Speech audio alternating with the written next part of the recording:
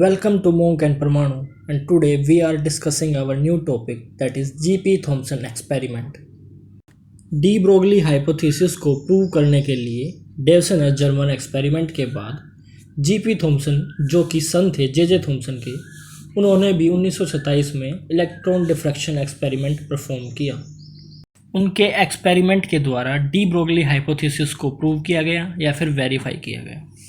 अब हम बात करेंगे कि उन्होंने एक्सपेरिमेंट कैसे और किस मेथड से किया। कुछ इलेक्ट्रॉन सोर्स से पॉजिटिव इलेक्ट्रोड की तरफ एक्सेलरेट कराए गए। इलेक्ट्रोड जिसमें एक होल किया गया था, उससे निकलने वाले इलेक्ट्रॉन की पतली बीम को एक पतली गोल्ड की रोल्ड फॉयल की तरफ डायरेक्ट किया गया। गोल्ड फॉयल से गुजरने के बाद इलेक्ट्रॉन बीम को एक फोटोग्राफिक प्लेट पर रिसीव किया गया, जिससे डायरेक्शन ऑफ बीम के परपेंडिकुलर रखा गया था।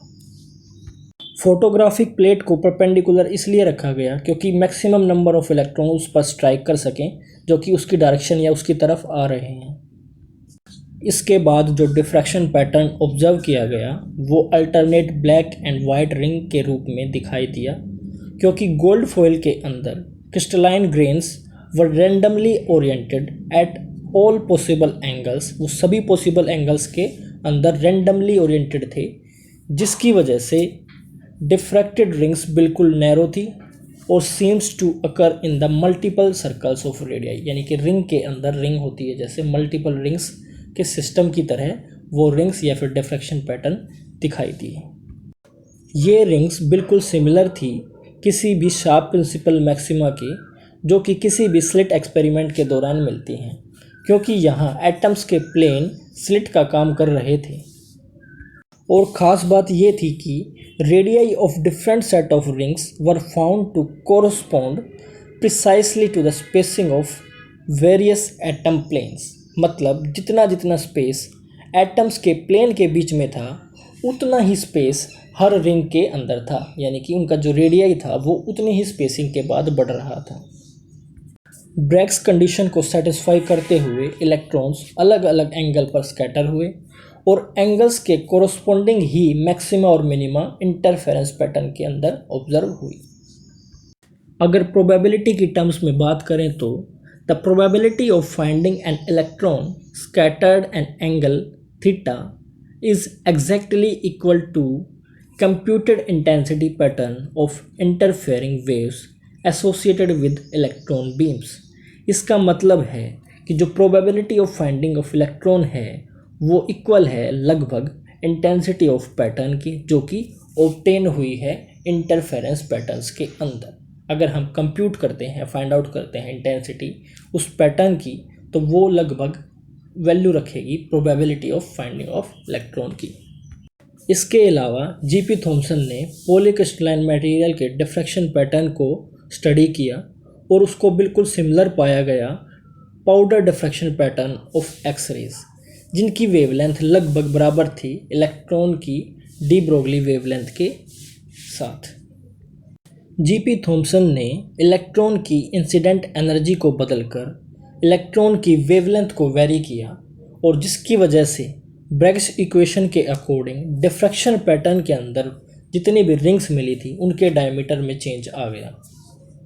जब एल्यूमिनियम का क्रिस्टलाइन सैंपल यूज़ किया गया तो पैटर्न चेंज हो गया और spot lying around a ring like structure प्राप्त हुई।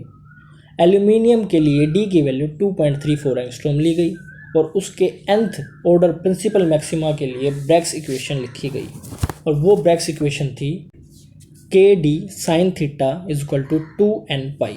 यहाँ पर k है वेव नंबर, जिसकी वैल्यू होती है 2 पाई बाई लैम्डा।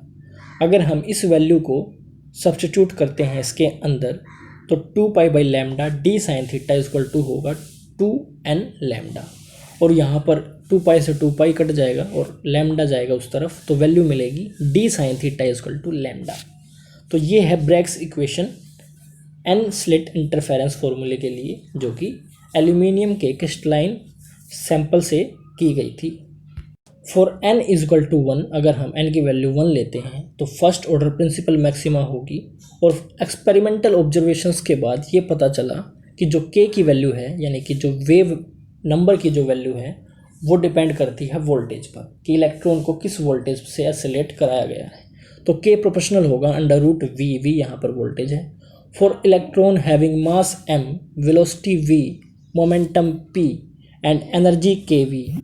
अब काइनेटिक एनर्जी की वैल्यू होती है 1/2 mv²। यहाँ पर v² की अगर हम वैल्यू लिखते हैं तो वो होगी 2 ev/m, और m² v² की वैल्यू लिखते हैं तो वो होगी 2 mev। तो p² यानी कि मोमेंटम स्क्वायर की वैल्यू होगी 2 mev। तो मोमेंटम की वैल्यू होगी अंडर रूट 2 mev। ev यहाँ पर इलेक्ट्रॉन वोल्ट है और ये एनर्जी है। काइनेटिक एनर्जी को हम ev यानी इलेक्ट्रॉन वोल्ट में भी लिख सकते हैं। तो एक नॉर्मल सा रिलेशन है। तो इस रिलेशन से हमें पता चलता है कि जो मोमेंटम है वो भी डिपेंड करता है वोल्टेज पर। तो इस तरह P और K दोनों यानी कि मोमेंटम एंड वेव नंबर दोनों डिपेंड करते हैं, प्रोपोर्शनल है अंडर रूट V के। तो हमें एक बात पता K इक्वल टू होगा P/h क्रॉस, और h क्रॉस है h/2π। तो यहाँ पर h क्रॉस की वैल्यू होगी P/k। अब P/k की वैल्यू अगर हम यहाँ पर सब्स्टिट्यूट करते हैं P एंड K, तो h क्रॉस की जो वैल्यू मिलती है कैलकुलेट करने के बाद वो मिलती है 1 × 10⁻³ जूल सेकेंड, जो कि h क्रॉस की एग्जैक्ट वैल्यू है और जो कि प्लैंक्स कांस्टेंट के बिल्कुल पास है। तो इस तरह यहाँ प्रूव होता है कि जो वेवलेंथ है इस एक्सपेरिमेंट में यहाँ पर K के अंदर आई है, या 2π/λ में जो वेवलेंथ है वो डी ब्रोगली वेवलेंथ को सेटिस्फाई करती है। तो इस तरह प्रूव किया कि जो डी ब्रोगली हाइपोथेसिस है वो बिल्कुल करेक्ट है।